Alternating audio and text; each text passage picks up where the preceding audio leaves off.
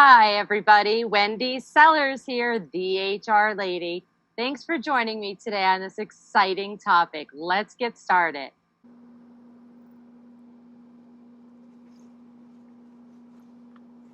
Let's get started by telling you a story that is in my newest book. So someone says to me, hey, my boss said, I know you're the expert, but when I disagree with your opinion, you just have to let it go.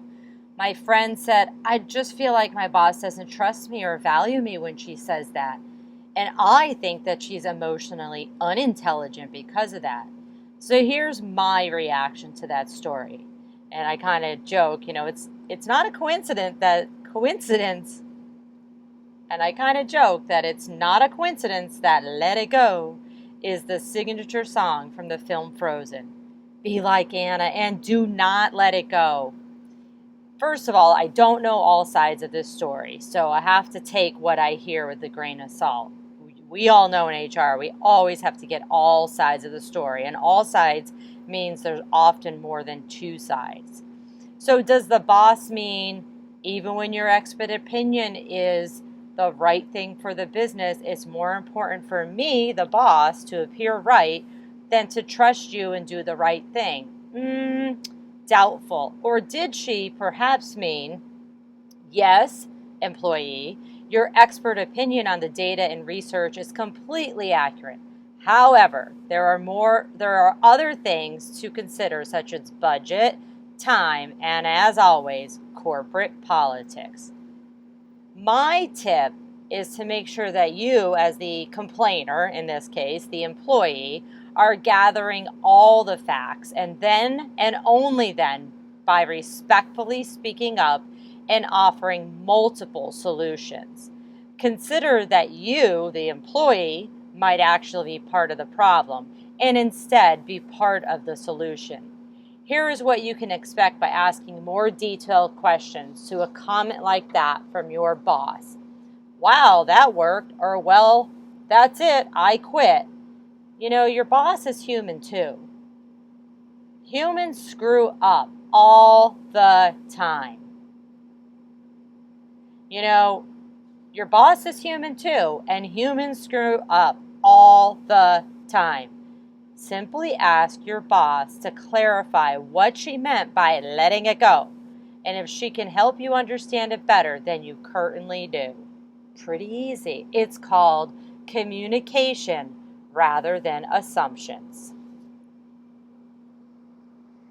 There's always truth within the truth. There's your version, my version, and then the other person's versions. And then there's also the truth, which is not within any of those versions.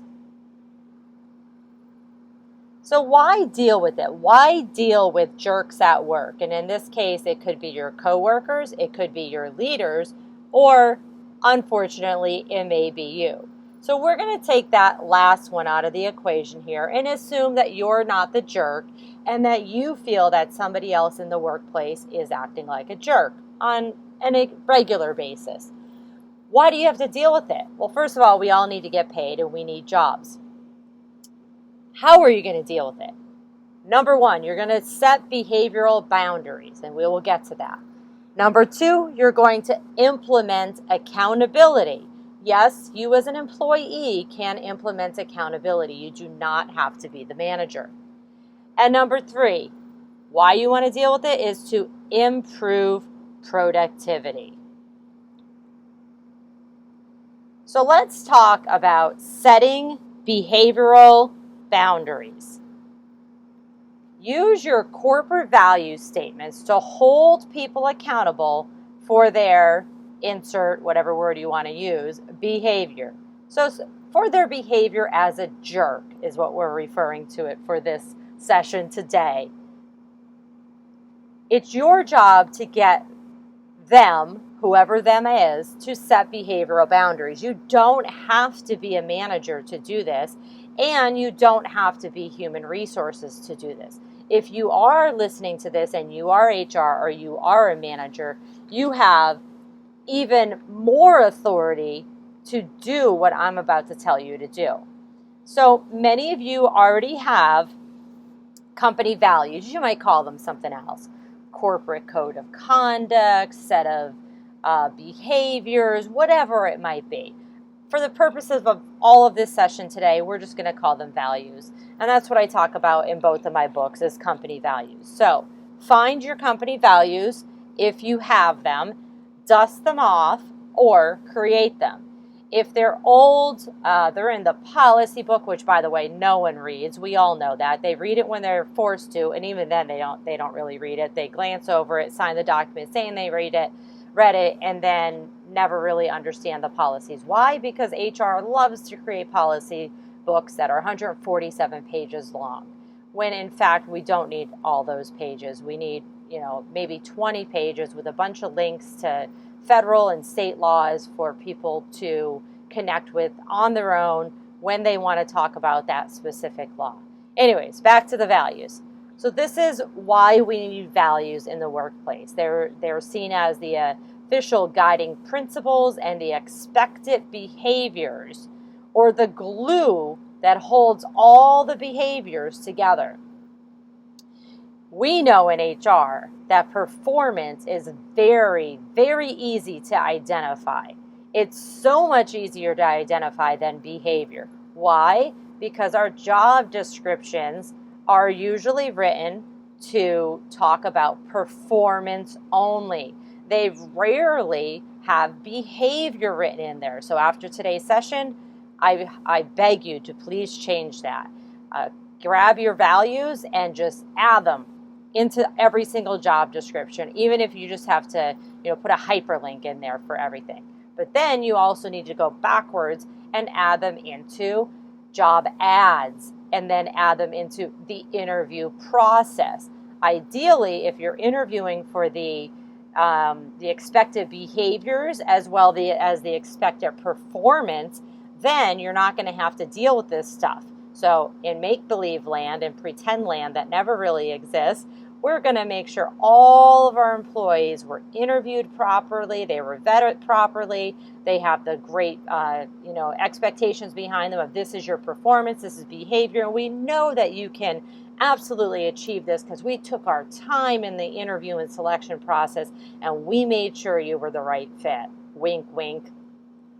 So then when you're having a conversation with them about their crappy behavior or their poor performance, it's easy because it's in their job description, which in the greatest sense would then be linked to their job offer and everything that goes from hiring to their exit, which hopefully will be retirement and not an actual termination.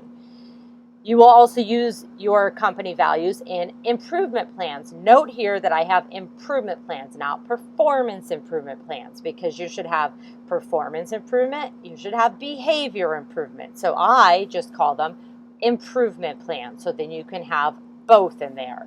And so I find with most of my clients, I'm an HR consultant, they're calling me because they're having problems with their employees' behavior, not their skills, not their day-to-day job duties. It's their behavior that is causing disruption in the workplace. So when we put them on an improvement plan, if they're lucky enough to stay with the company and go on an improvement plan, we're talking about the behavior. ABC is not acceptable, cannot happen again. This is why, if it happens again, here are the consequences up to and including termination.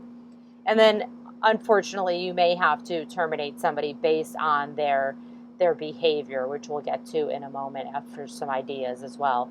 And then this is the great thing. Look at the last bullet item here. Use your values in improving and declining new ideas. So making sure that you're saying, okay, we have some ideas in the workplace. People come with all these crazy ideas, and you could turn to the values, which are going to be posted on the wall and everywhere in your organization. If you're virtual, it's going to be all over your intranet, even on your external website, and say, I'm sorry, it doesn't align with our values. Great idea, but we cannot do it at this time, or we cannot do it, period, in this organization. Hopefully this makes sense to you. So here's some examples of values that I see, the most popular ones that people have out there. Words like trustworthy. Well, how are you going to use that word to, let me go back here, knock down somebody's idea?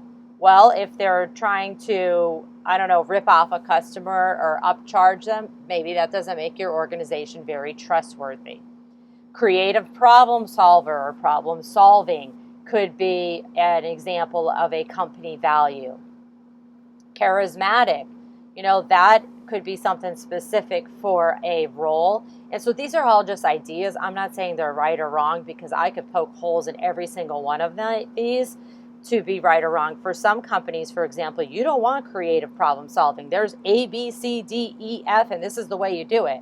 For other companies, you do want creativity. For some companies, you don't care if they're charismatic. You want them to follow the rules and read this script. From other companies, you may need that if you are, say, heavy sales centric.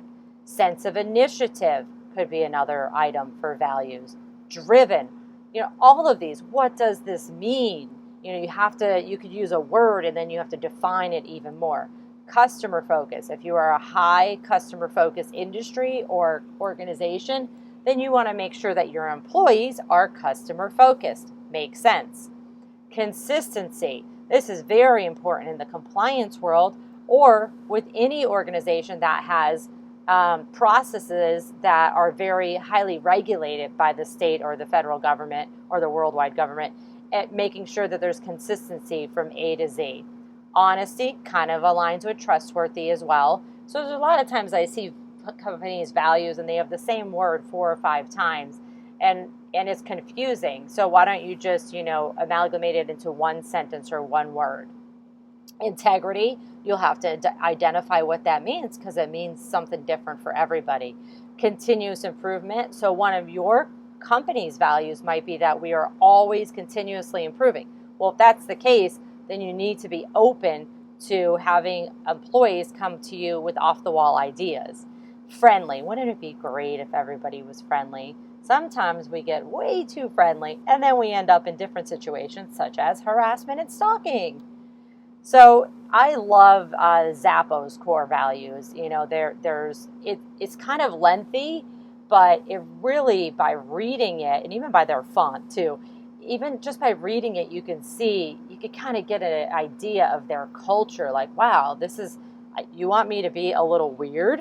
Oh, I'll fit right in there. That's great. Now, if you don't like weirdness, you don't like nonconformity, then you probably wouldn't fit well here. And I think if you're an applicant and you're looking at this on the wall, you could definitely see right away that, okay, this company's for me or this company's not for me. And that's what I think the core values really, really should say for applicants, all the way through, again, termination of this is who we want to be and this is who we are. So look at number 8 here, do more with less. And I'm not saying Zappos has a small budget, because I don't believe they do. But what they're saying is be creative, don't blow a lot of money, do more with less. But that could also even mean with the, about recycling and use of making sure that the earth is healthy, so to speak. So you really have to understand which each of these are. This is my company, the HR Lady LLC. I'm the HR Lady. And these are my values. My values are realistic, honest, and reliable. And then I go a step further to define what each one means. Realistic, advice that can actually be used today, not tomorrow, not 6 years ago because it's outdated, today. Honest, your bottom line always trumps mine. So I'm not worried about the money. I should be. I keep getting told that, but I'm always there to help you, even if that means, hey, you don't need me anymore, or I think you need a full-time HR person or another full-time HR person, and then you need to do away with my service. Your bottom line always trumps mine. Reliable. I'm addicted to HR, and I'm there when you need me. And anybody who knows me knows that. If you have a set of values for your organization that your employees are laughing at because they don't believe in it, then I wouldn't put it out there on your website, and you probably need to, crumple it up, throw it in the trash, and start all over of what your values are for today. Now, with that said, values should remain pretty much the same for a long period of time. Does that mean they're never going to change? No, absolutely not. We're in the world of change. They might change because you have massive growth. You've changed direction of your company. You're in different locations now. And by locations, I mean like countries. or you're now offering different services or products. But generally speaking, the values are the culture. They're not what you sell or what you do. It's really the culture behind it. The other times that I've seen values drastically change is usually if there's new ownership or maybe a merger with another firm, and you'll take on their values, or maybe they'll take on yours. I've actually been involved in that as well. So you want to have 3 to 5 values, your personal values. You should say, so my question is, what 3 to 5 values are important to you in a company or a boss? So you're interviewing for a new job. What 3 to 5 values are important to you in a company or a boss? And I advise you to take notes right now and write these down. We're not going to go through them just for time restraints, but really think about this and then start asking those questions, or questions that would give you those answers in an interview, if you're interviewing for a new job, or even if you're just interviewing for a new role within your organization, or being asked to take on a new role, and that means you're going to have a new boss. Does your company or department or manager exhibit these? So if you're considering leaving your organization, or you're considering staying at your organization, this is still a good activity to do, to say, I need to figure out, can I stay here? Not just out of desperation, but just because this is going to fit my morals for the rest of my life, or the next 5 years or 10 years, whenever you plan on staying there. And so this is a hard thing to do, because you may end up having the answer that says, you know what, this isn't the place for me, and you may need to make a decision. And that's on you. So let's just say for those folks that are on today, you don't have a set of company values, or you said, nope, ours are garbage, we're throwing them away. Wendy, what do? We're starting all over. So I actually have 2 books, and my second book has these steps for developing your company core values, step by step by step, and it's actually going to be given to you today, right now. We're going to jump into it. So the first thing you need to do is set up a diverse committee. In HR world, we know what diverse means, but I'm saying even go further, making sure that the diverse committee is diversity of look and thought. Review company values, concepts, and the committee goals, and then give them homework.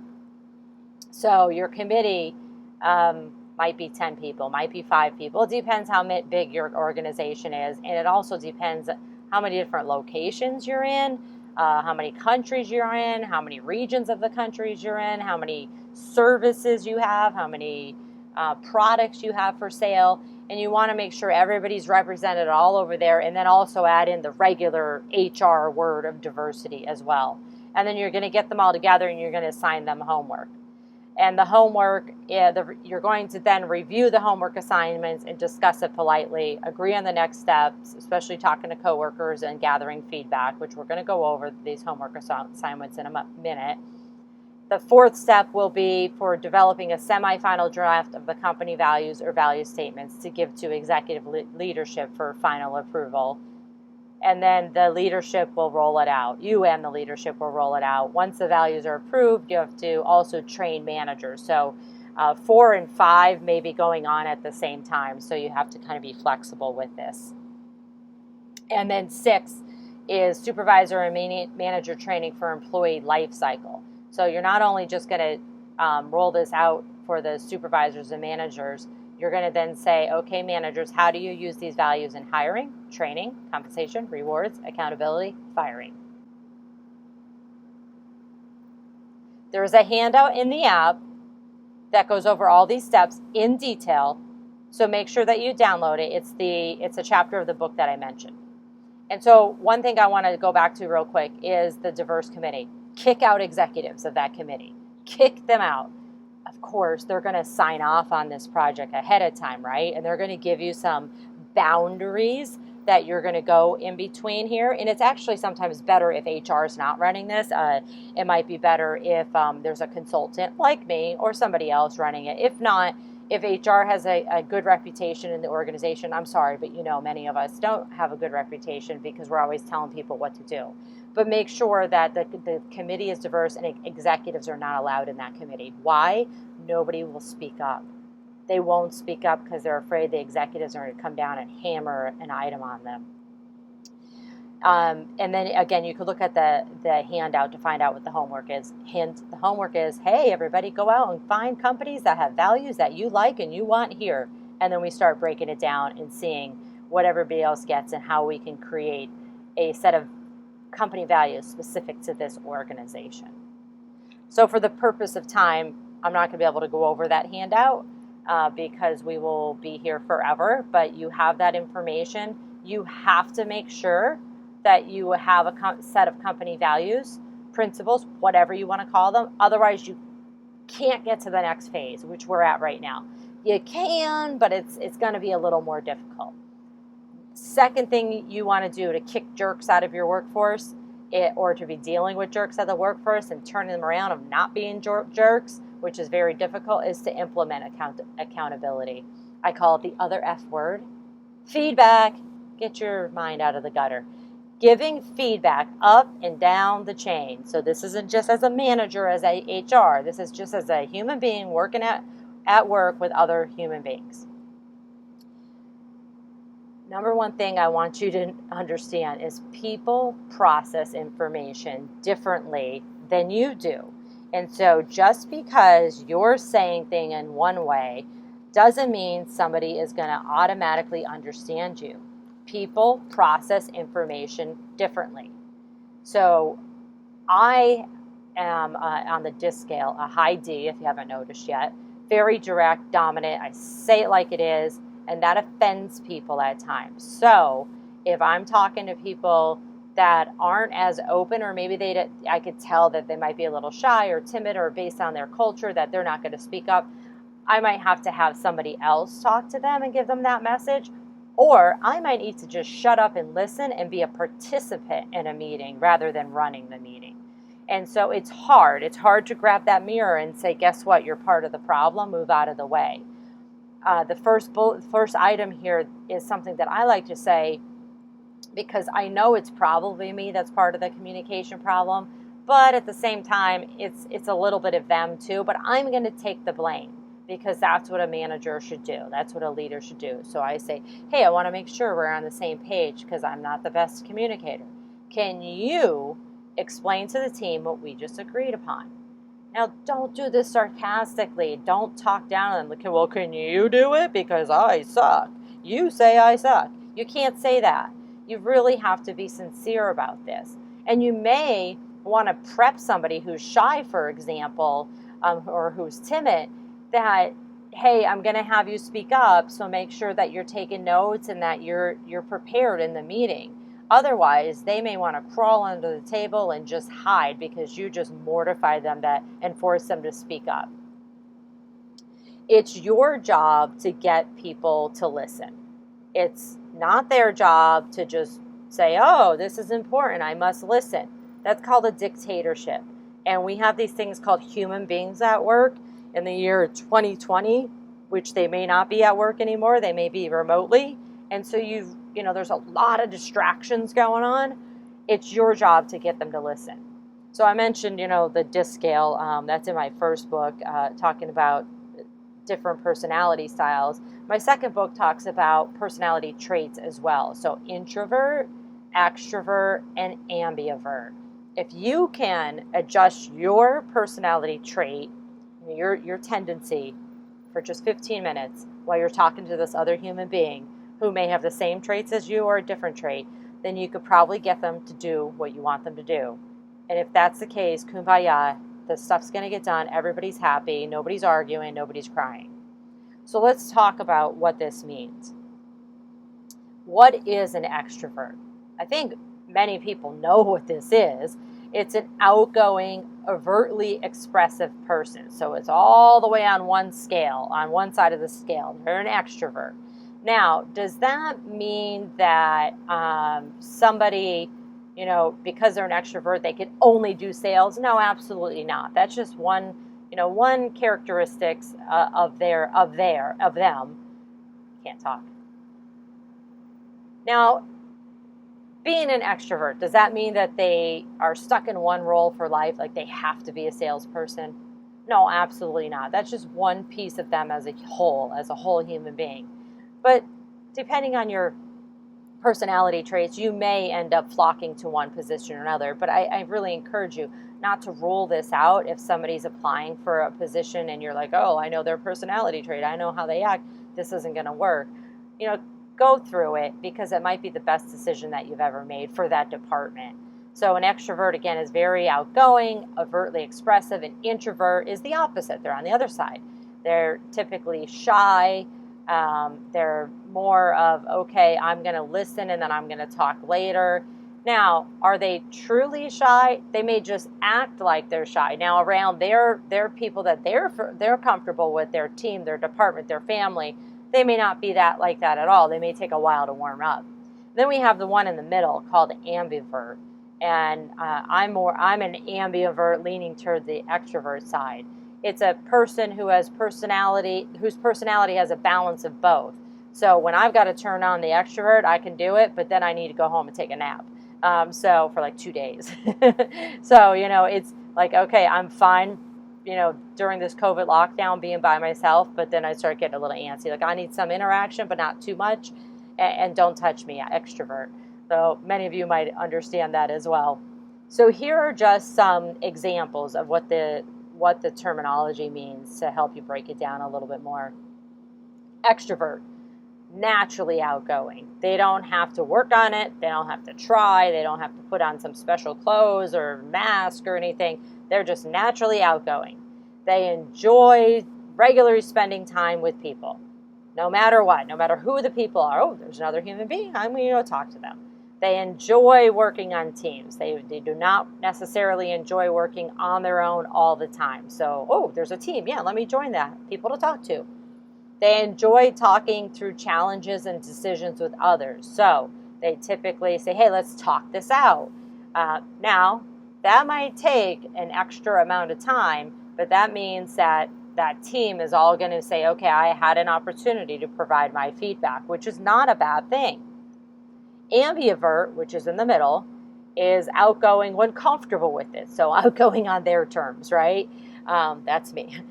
They enjoy spending time with others as well as time alone. And so, they might lean one way or the other. They enjoy working on a team well after working on individual tasks. So they could do either. But they're probably going to, depending on where they are on the scale, they have no problem working alone. They have no problem working on a team or doing both and or either.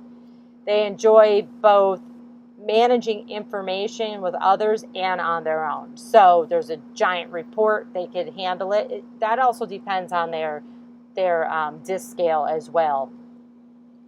But they may need somebody to say, I need to bounce ideas off of here because I'm not sure I understand this. So the ambivert is in the middle. And then we have our introverts. They're naturally reserved. So the opposite of extroverts. They're naturally reserved, no problem with being by themselves. They enjoy alone time as a primary option. They're loving the COVID quarantine. Not that they're loving it. I don't think anybody's loving it, but they're not uncomfortable with it. They enjoy working by themselves. But let's face it, everybody has to work with somebody. Even if you have robots in your workplace, you still have to have somebody push those buttons and check the robots work. And introverts also enjoy working through details on their own. They can make sure that it's okay that I'm not on a team. I'm going to figure this all out by myself, and then I'll send in a report for somebody to review. So this is just kind of a visual of the differences. Why are these important? These are important that if you could figure out unscientifically where you are in this and then where your employees are or your coworkers or heck, the people you live with, then you can say, now I see why they're annoyed when I'm walking towards them or when I'm calling them. Because I am outgoing and I take 15 minutes to say, one sentence, which annoys the introvert or annoys the ambivert. And so, or they're saying, hey, everybody, let's get in a team call, when the introvert is saying, this isn't a team activity, just give it to me, I'll hand it back to you, tomorrow. And so take a screenshot of this. Again, this is in my book as well. and make sure that you get this information in your head to say, if you just could figure this out quickly, you could solve a lot of the conflict that's going on in your workplace. I want to move on to, once you figure that out, you need to verify details in writing. So, in order to make sure that you are removing jerks from the workplace or dealing with them if you can't remove them, implementing accountability is not only understanding who they are so you can talk to them in the right manner and get them to do what you want them to do, but then also verifying details in writing. Why? Everybody knows when it's in writing, it becomes a little bit more real. So you just got done with a team meeting or an individual one-on-one meeting, a data dump. You want to then quickly say who, what, when, how, and the metrics. We tend to forget the metrics. So who is going to do what? So this is what you should be recapping at the end of a phone call or a team meeting, or even just an individual meeting. Who's going to do what? ... A, B, C. What specifically is expected? So that is actually a big one. Oh, do A, B, C. Well, do you want me to do A first, B first, or C first? And there could be a specific order depending on, what you know and they don't know. So very specific in the what, not vague. Do not be using vague words. When is it due? Some people, if you don't give them a due date, they just keep backburnering it, and that's it. And you're like, well, I said it was important. Yeah, but you say everything's important. So when? And therefore, I would ask that you say a specific date, and if the date is coming soon, a time. So they know, no, I need it at 9 a.m., not 5 p.m. How will it be delivered? Do you need a 500-page report? Do you need a one-page summary? Do you need an email? Do you need a PDF? Do you need a PowerPoint? Be very specific in how you want X delivered. And then define measurements of success. We almost always forget the metrics because we're so busy with the who, what, when, how, and then boom, on to the next thing. We forget to say, hey, the measurements of success will be error-free grammar, fonts all match, appropriate images for the intent or the client. So with all of this, what could possibly go wrong? Everything, right? Because we tend to forget this. So if you are someone that does tend to forget these things, maybe write this down and put it on your desk on a sticky note or whatever, so that every time that you're working with somebody, you cover these 5 items. This is super important right now for the remote workforce because you can't just always pop over to their desk and say, oh, I forgot to tell you this. Or you mean to, even when you're in person, and you just don't because you get caught up in something else. So the number 3 item of why to deal with jerks at work and how to deal with it, the why is to improve productivity. How are you going to do that? You're going to move obstacles to success out of the way of others. So there's a big blockage, and no one can be successful because of this blockage, and you might be the only person that can remove that blockage. Well, the only way you're going to know about that blockage is if you're actually communicating with your staff, with your team, with your coworkers. Again, this doesn't always have to just be if you're a manager. You could just be a team leader. You could just be a coworker that says, I'm going to take the ball and I'm going to run with this, and I'm going to move this roadblock out of the way for the rest of my teammates. Why is this important? This is important because people quit when they can't get around obstacles, when they can't get around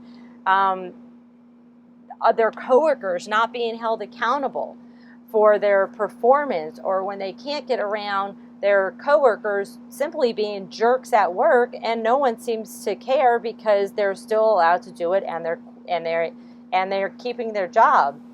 A Gallup poll of more than 1 million employed U.S. workers concluded that the number 1 reason people quit their jobs is a bad boss or immediate supervisor.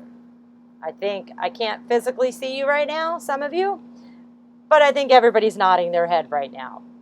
Number 1 reason that 50% of 1 million U.S. workers quit their job was because of their boss or immediate supervisor.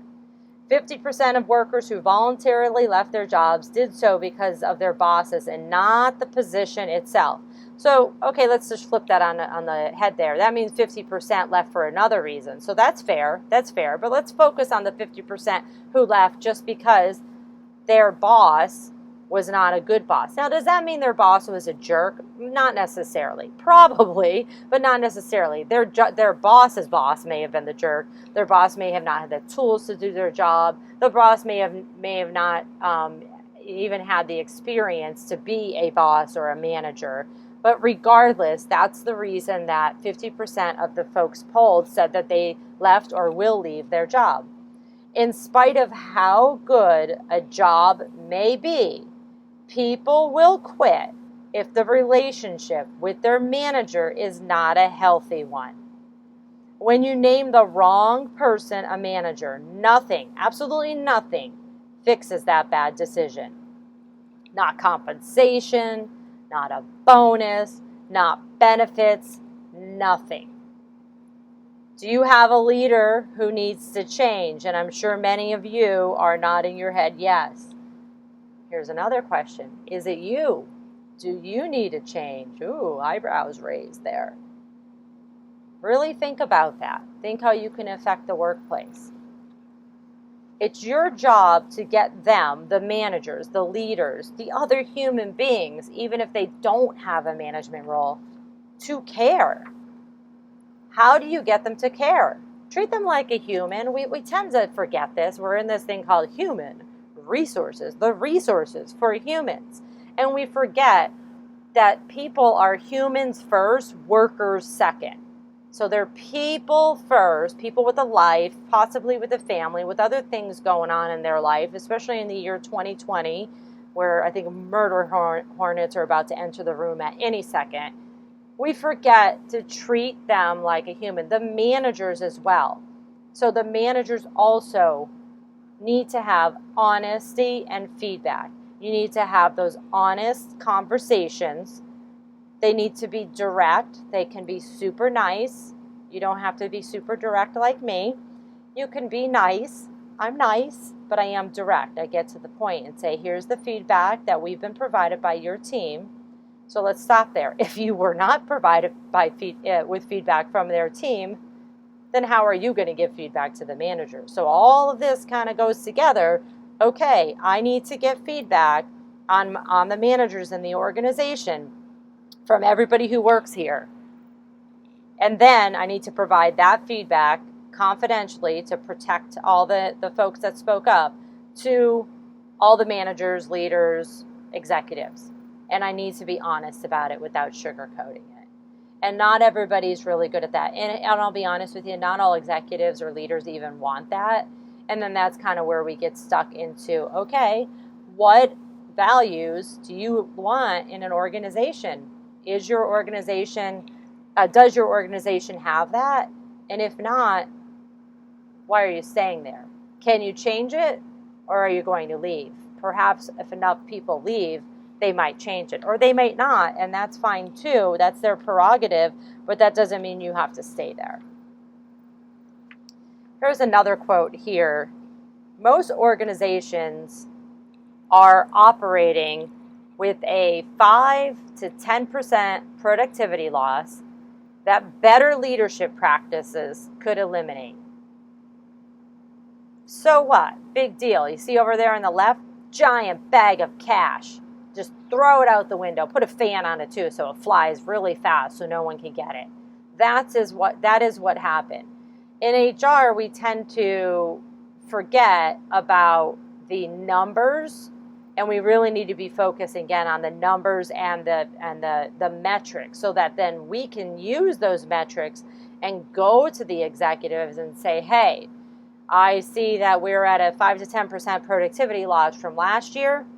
I've run all this information over here, all these metrics on our hiring practices, our turnover, our voluntary turnover, our involuntary, our promotions, our comparisons of pay and benefits with other organizations. And I think this is all connected. And so I like to open up a project to see how we can prove this. I love doing trials, trial project, or we're just going to do this for the summer months to see what happens.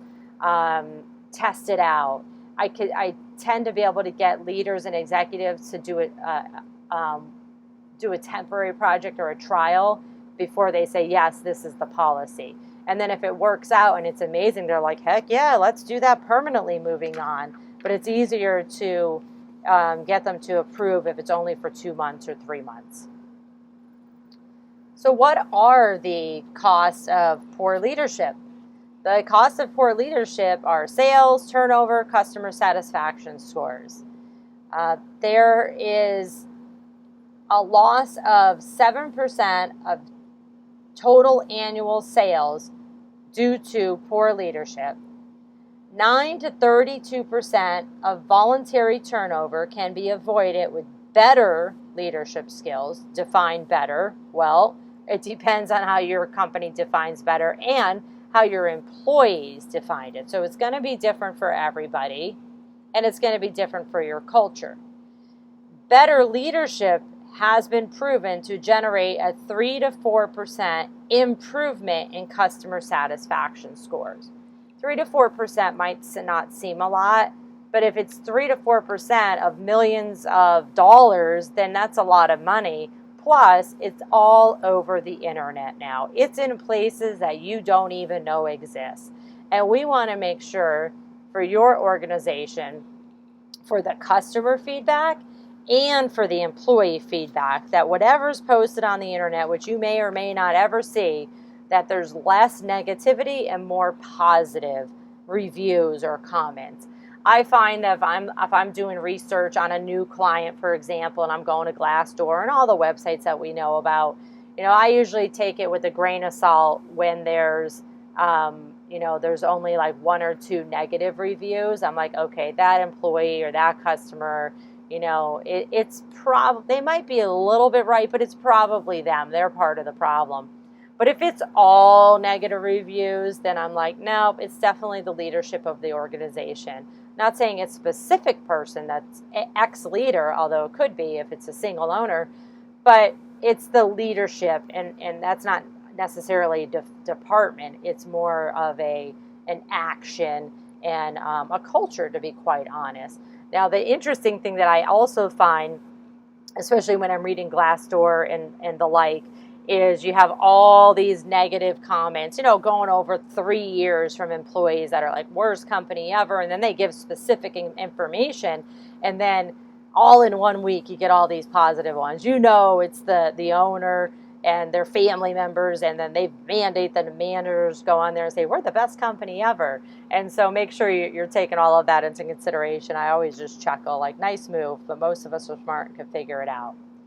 So here's the other thing that's incredibly important to getting jerks out of your workplace, or to turning jerks into nice people. They might just be disgruntled because they have not received any appreciation, or any recognition in a very, very, very long time. Employees feel unappreciated. What we appreciate appreciates. What we take for granted depreciates. When people feel that they took sacrifices and they went the extra mile, they put in the extra effort, and no one's ever told them thank you, it's part of your job, they stop feeling like it matters. So they just stop doing it, and then you get mad at them.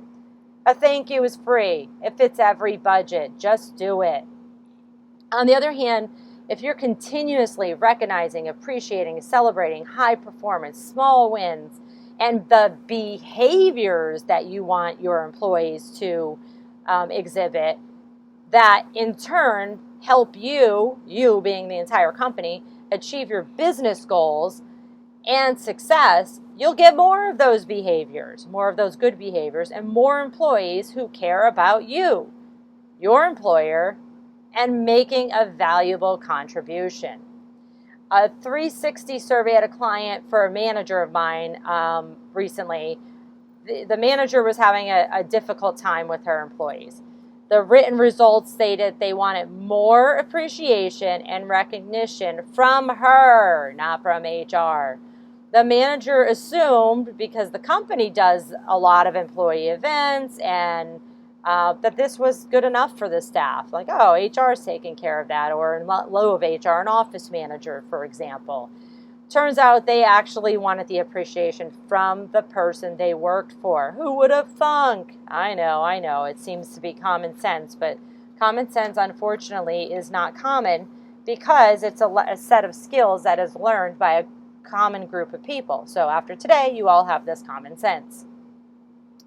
So again, let's talk about, setting jerks right in the workplace, getting them out of the workplace if you have to, but really removing jerk behavior from the workplace.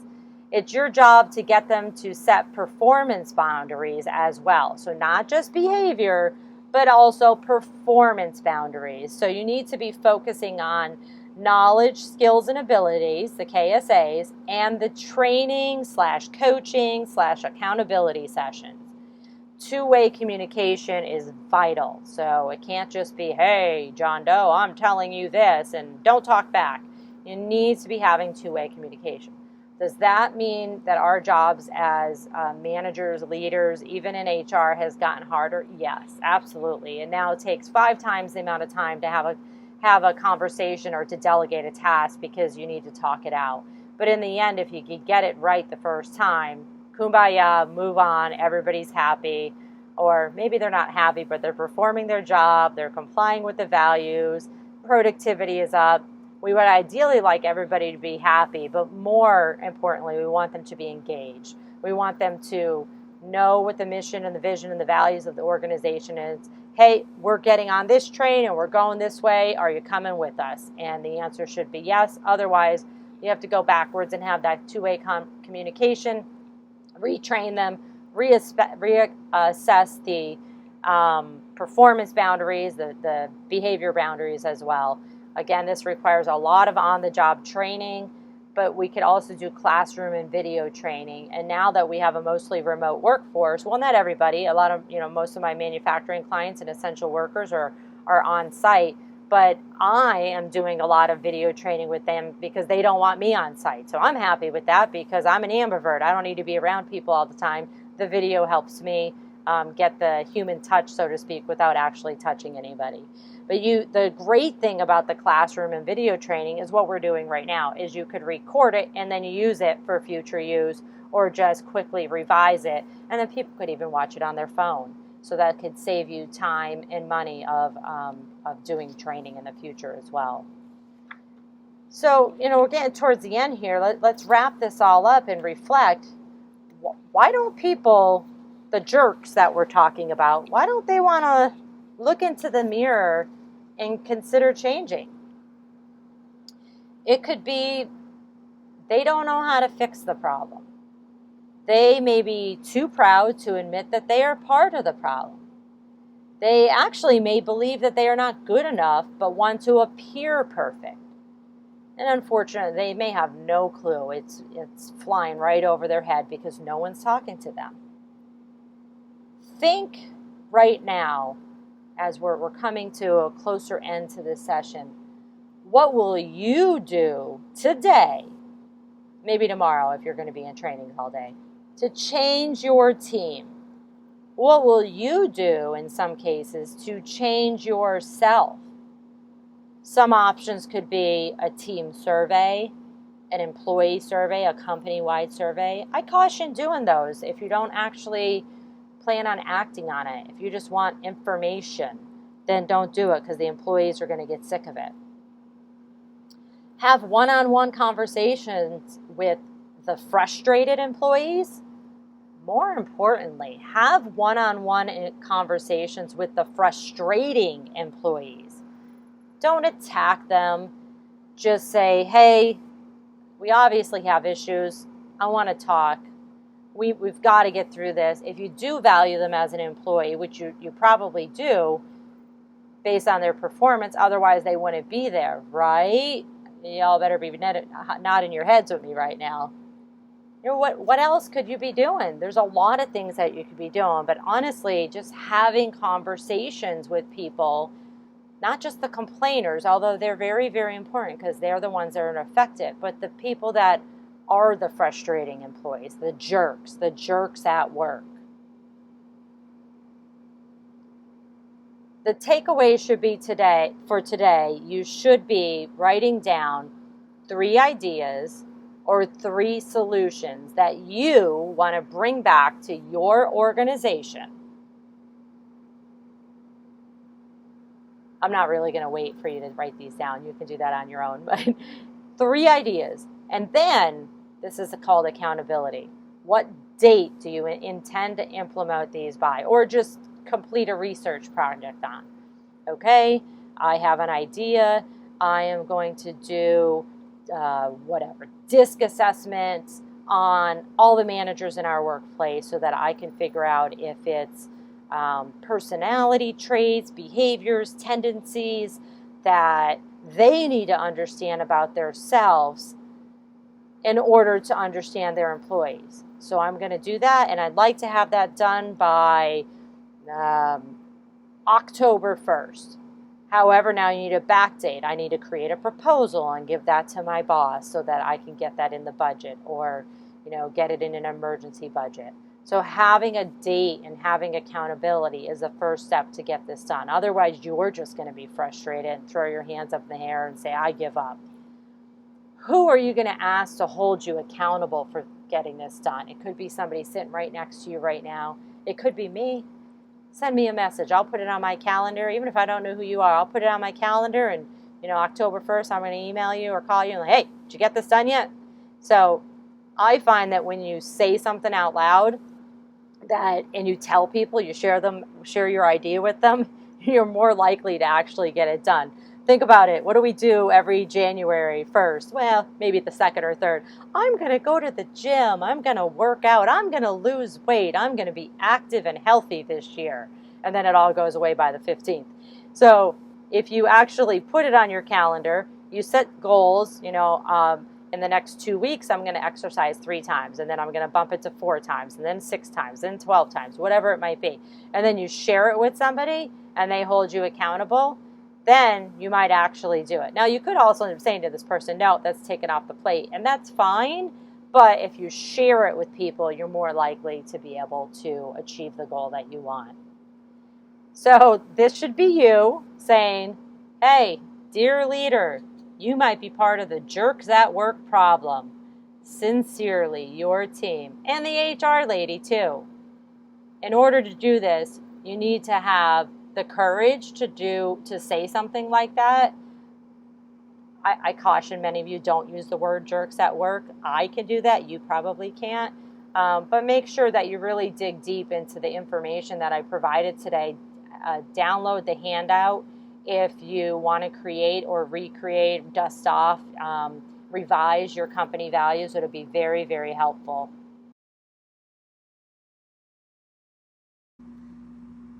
Finally, here is my contact information. Please, please, please reach out to me if there's anything I can do for you. I'm on all the social medias. You can email me, wendy@thehrlady.com. LinkedIn is probably where I can email you back the fastest.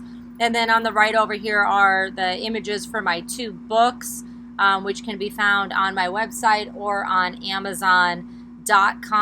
Thanks for having me. Everyone stay safe and good luck with getting jerks out of your workplace.